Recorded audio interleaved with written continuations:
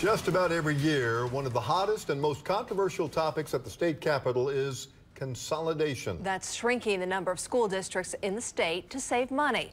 But there's a growing number of people who think it's not just Common Ed that needs consolidated, but also higher ed. News 9's Alex Cameron investigates. So the axon of the postganglionic neuron goes through the gray ramus communicans back to the spinal nerve. Biology is hard, no matter where it's taught. But at least in Mark Pollison's class, the students have direct access to the professor. Most of our classes are small enough that we get to know the names of our students and get to know them fairly well. Students like Rayleigh Beck. I feel like it's a lot easier to focus here. Here is Northeastern State University in Tahlequah.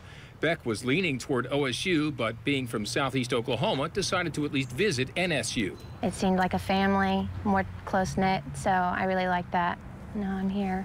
NSU is part of the Regional University System of Oklahoma, or RUSO, which, despite losing a quarter of its state funding since 2015, continues to offer geographical and educational options. The six RUSO institutions create about 40% of all the degrees in Oklahoma.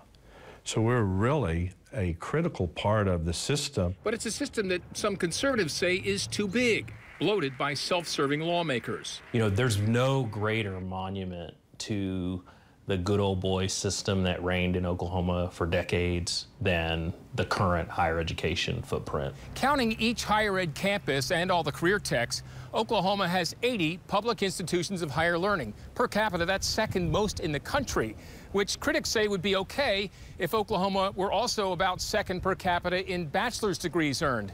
But we're not. We're 42nd. The thing that concerns me is I think there are a number of those schools that exist for the purpose of employment in the community and employment of ex-political people. Former Governor Frank Keating says higher ed should be focused only on the employment of graduating students.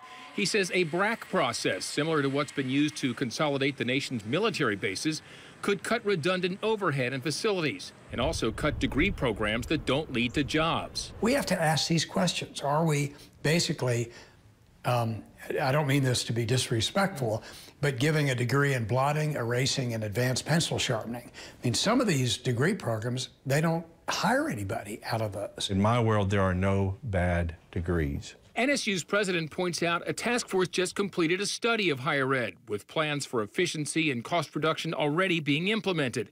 But he bristles at the notion of assigning value to degrees based on job potential. I think that is a slippery slope that should be avoided, because I think that our job is to help prepare Oklahomans for life, not just a degree. There's the brain, there's the spinal cord. The debate may not be just academic. Conservative control of the Capitol could eventually extend to the campus.